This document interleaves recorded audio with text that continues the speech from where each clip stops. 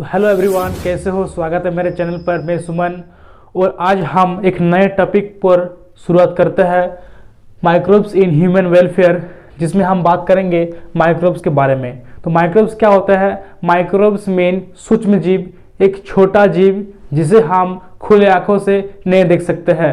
उसे देखने के लिए सूक्ष्मदर्शी की सहायता लेनी चाहिए। जो माइक्रोब्स होते हैं वो डेली लाइफ में बहुत ही बड़ा योगदान देता है आज के दिन में। माइक्रोब्स जो है वो हर जगह पाया जाता है, जैसे कि जल, सॉइल और एनिमल में भी पाया जा सकता है, और जिसका साइज बहुत ही छोटा होता है, 10 के 7 शून्य इस प्रकार डिवाइड करेंगे तो इतना छोटा है इसका साइज। दूसरा है जो माइक्रोब्स कितने प्रकार के हैं। माइक्रोब्स को डिवाइडेड किया गया है 6 भाग में। Microbes are divided in 6 group are divided. पहला है प्रोटोजोआ, दूसरा है बैक्टीरिया, तीसरा है फंजाई, चौथा है वायरस, पांचवा है वायरोइड एंड छठा जो है प्रियॉन्स। छठा है प्रियॉन्स। प्रियॉन्स क्या है? प्रियॉन्स जो होते हैं वो प्रोटीन इन्फेक्शियस एजेंट होते हैं प्रियॉन्स, और ये 6 भाग में डिवाइडेड किया गया है माइक्रो ऑर्गेनिजम्स को। पहला है प्रोटोजोआ, दूसरा है बैक्टीरिया, तीसरा फंजाई, चौथा वायरस, पांचवा वायरोइड एंड छठा प्रियॉन्स जो प्रोटीन इन्फेक्शियस एजेंट है। इसको 6 भाग में बांटा गया है, और माइक्रोब्स का यूज हम जानेंगे किसको कहाँ यूज किया जाता है। जैसे कि हम इसको खुले आंखों से नहीं देख सकते हैं, हम पढ़े कि इसको हम खुले आंखों से नहीं देख सकते हैं। इसे देखने के लिए माइक्रोस्कोप की सहायता चाहिए। अगर इन दोनों को अगर एक न्यूट्रिटिव मीडिया में ग्रो कराएंगे, बैक्टीरिया एंड फंजाई को, अगर हम बैक्टीरिया और फंजाई को एक न्यूट्रिटिव मीडिया में ग्रो कराएंगे तो ये बनेगा क्लोनिस, एंड जिसे हम नेक आई से देख सकते हैं। मतलब इसे हम विदाउट माइक्रोस्कोप की सहायता से देख सकते हैं।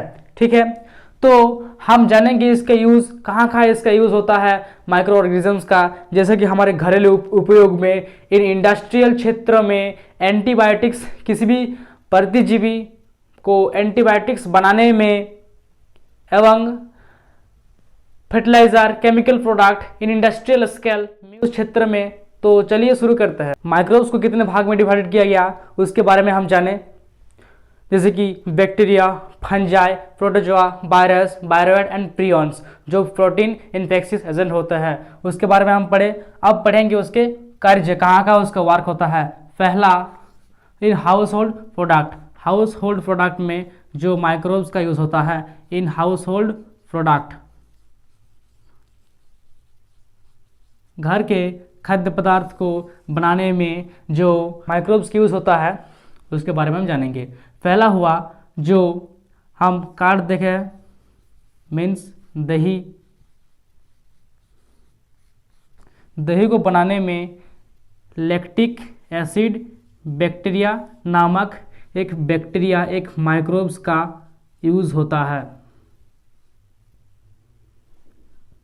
ठीक है, लैक्टिक एसिड बैक्टीरिया लैब जो है दही को बनाने में इसका यूज़ होता है। ये किस प्रकार होता है? जो लैब होता है ये मिलियंस ऑफ लैब को ग्रो करता है और दही बनाता है, दूध को। दूसरा हुआ इन फास्ट फूड। इन फास्ट फूड में, फास्ट फूड मीन नाश्ता के भोजन, जैसे कि इडली, डोसा, ब्रेड। इसको बनाने में एक ईस्ट प्रक्रिया होता है, डॉथ प्रोसेस। एक डॉथ प्रोसेस होता है जिसमें यीस्ट का प्रक्रिया होता है, और इसमें सैकरामाइसिस सेरामाइसिस नामक बैक्टीरिया भाग लेता है।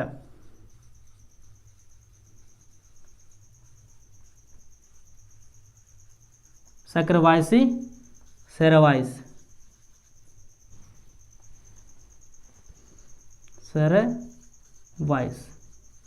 सेरेवाइसिस नामक यह सिस्ट एक बैक्टीरिया भाग लेता है इसमें, जो फास्ट फूड बनाने जैसे कि idli, dosa, bread dot process में, और इसमें इस सेरेवाइसिस नामक यह सिस्ट भाग लेता है।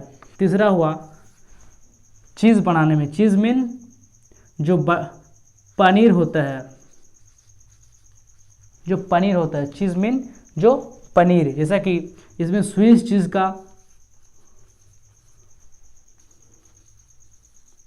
चीज़ प्रोसेस होता है और इसमें चीज़ बनते हैं। चीज़ जो होता है इसका अलग अलग नाम होता है पनीर का, चीज़ का। ये इसके कैरेक्टरिस्टिक टेक्सचर के ऊपर निर्भर करता है। इसमें हम जान लिए हाउस होल्ड प्रोडक्ट, जिसमें कार्ड का बनना, इन फास्ट फूड, इन चीज़, ठीक है, ये हाउस होल्ड प्रोडक्ट में हो गए। अब दूसरे पढ़ेंगे इन इंडस्ट्रियल एरिया में इसका यूज़ इन एंटीबायोटिक्स एजेंट। जो एंटीबायोटिक्स बनाया जाता है, माइक्रोब्स का यूज़ कर एंटीबायोटिक्स बनाया जाता है, उसके बारे में जानेंगे। और लास्ट में जानेंगे बायोगैस का प्रोडक्शन। माइक्रोब्स के द्वारा बायोगैस का किस प्रकार से प्रोडक्शन होता है, और बायोगैस हम किस प्रकार यूज़ करते हैं हमारे दैनिक जीवन में, हमारे दिनचर्या में। ठीक है, तो चलिए अगले पॉइंट पर नज़र डालते हैं। इसके पहले हम पढ़े इन हाउस होल्ड प्रोडक्ट्स में, अभी पढ़ेंगे इन इंडस्ट्रियल क्षेत्र में। इंडस्ट्रियल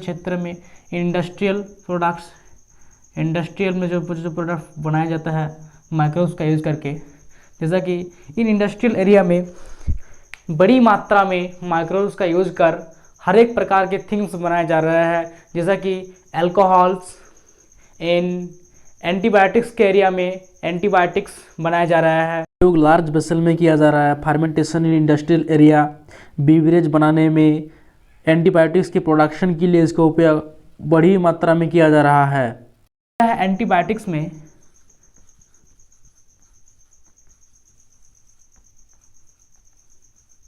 एंटीबायोटिक्स बनाने में टू कंट्रोल इन्फेक्शियस डिजीज़ को कंट्रोल करने के लिए जो एंटीबायोटिक्स बनाया जाता है उसमें भी माइक्रोब्स का यूज़ होता है। जैसा कि हाल ही में हमारे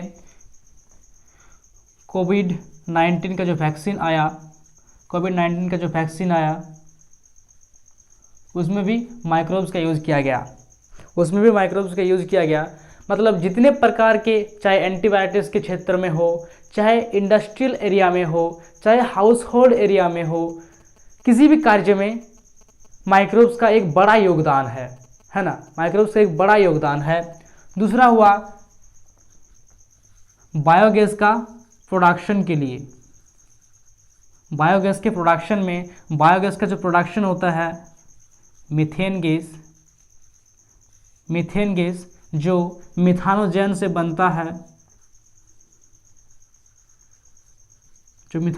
बनता है, methane gas in the waste, जैसे कि इसमें जो थिंग्स आता है, प्लांट वेस्ट आता है, जो पत्ती होता है, प्लांट वेस्ट, एग्रीकल्चर वेस्ट,